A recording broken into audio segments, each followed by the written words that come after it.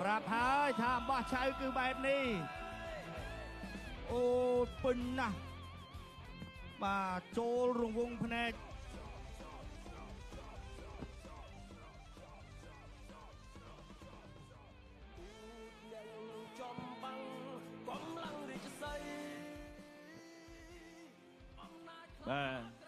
ដោយខ្ញុំបញ្ជាក់ជូនដល់ពុកម៉ែបងប្អូនរបស់យើងអ្នកខេត្តត្បូងឃ្មុំ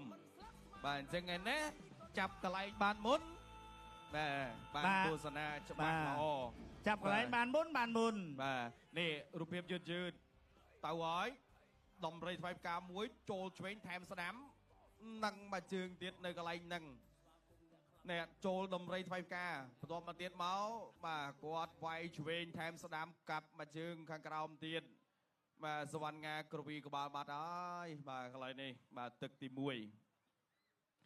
បាទអញ្ចឹងការប្រកួតបាទអំបោះឆៅតែចូលហើយបាទឆ្អិនហើយបាទព្រោះចូលហើយបាំងខ្លោចអរគុណឥឡូវនេះខ្ញុំបាទក៏សូមប្រកួតទូនទីជូនដល់គណៈកម្មការបច្ចេកទេសប្រកាសលទ្ធផលជាផ្លូវការបាទសូមអរគុណកីឡាករបង្គោលក្រហមម៉ាលីអាគីណេឈ្នះកីឡាករបង្គោលខៀវដោយកីឡាករបង្គោលខៀវសន្លប់នៅក្នុង